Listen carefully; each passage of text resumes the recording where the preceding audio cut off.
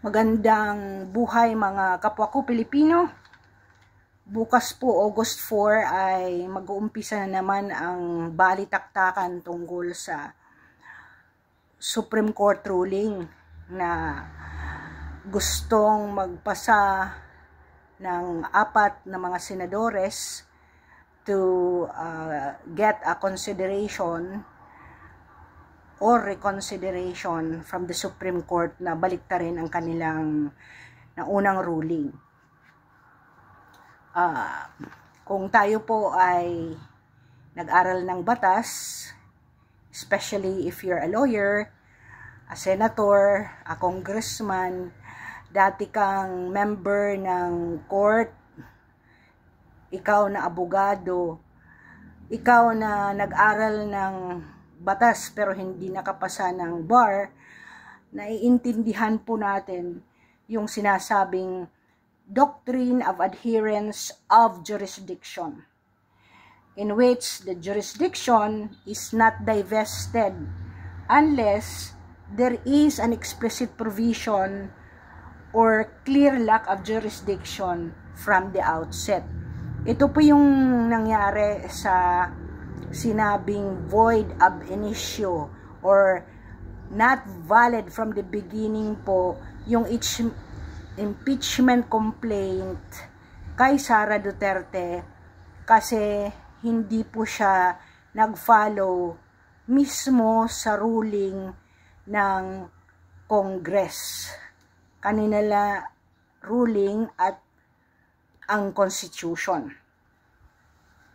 Article 8 po, Section 5 ng Constitution, grants the Supreme Court the powers to promulgate rules concerning the protection and enforcement of constitutional rights, pleadings, practice, and procedure in all courts.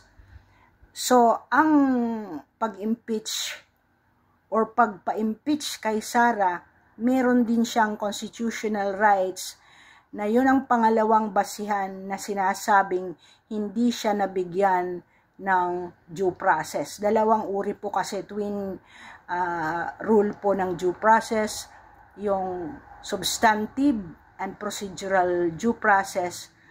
Both po ay hindi siya nabigyan dahil sana before siya ni-rule na ma-impeach, siya ay binigyan ng mga dokumento in which she should have been able to answer those accusations against her. So, yun po ang nangyari. Article 8, Section 1 po ng Constitution also vests judicial power in the Supreme Court and other courts established by law. So, sino lang po ang arbiter or final court or body na makakapag-decide po whether or not ang isang action ng isang government agency or isang tao ay tama o mali? Yun po ang Supreme Court. Nasa saligang batas po natin yan. So, uulitin ko kagaya ng mga una-una kong video, ang una mong dapat alamin kung tama ba yung ginagawa mo ay ang saligang batas, kauna-unahang batas po yun, in which all the laws are promulgated. So, ang ating Supreme Court po has various powers and provisions under remedial law, criminal law, civil law, and constitutional law to address contempt. Direct contempt po, ang penalties po ay 2,000 or imprisonment up to 10 days. Rule 71, Section 1. Ang indirect contempt naman requires a charge in writing and a hearing with penalties ranging from a fine of 30,000 or imprisonment of up to 6 months. This is provided in Rule 71, Section 7.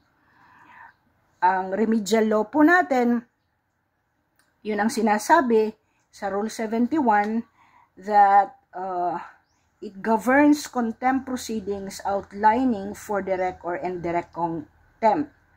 Ang Rule 39 governs the enforcement of court judgments including writs of execution and contempt proceedings. Ang power po ng Supreme Court includes enforcement of its ruling or decisions through contempt proceedings and writs of execution, punish for contempt, order for imprisonment, or issue writs of execution. So sila lang po ang body ng ating saligang batas na may power to handle these cases.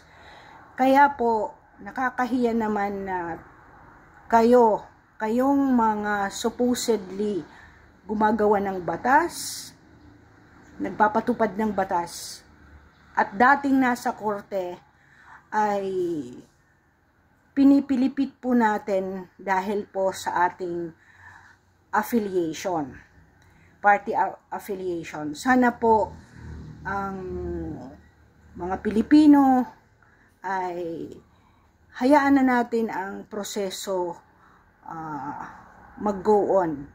Anyway, marami na ring mga naka-file na kaso, and then let those bodies who are handling the cases filed against BP Sara decide kung ano ang nararapat na decision against kay BP Sara. Ganun na po ba tayo ka barbaric, parang bumalik yata tayo sa time ng Inquisition na parang yung witch hunt, pag kahit hindi ka karapatang na isunog, susunugin ka. Thank you for listening, and sana yung kung saan ka man, DDS ka man, anti-DDS ka, let us just pray. Kung anong affiliation mo, i-pray mo, kung i-grant ng Diyos kung ano ang nararapat.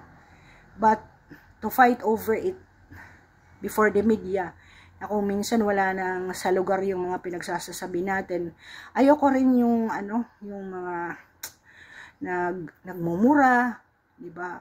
Parang, why do you have to do that? Isa kang dating abogado, isa kang dating cabinet person, secretary, tapos ganyan ang pag-uugali mo. Parang nakakahiya naman yan sa mga matitinong nagsusuporta din kay dating former Rodrigo Duterte. Thank you, and thank you for subscribing, commenting, and thumbs up.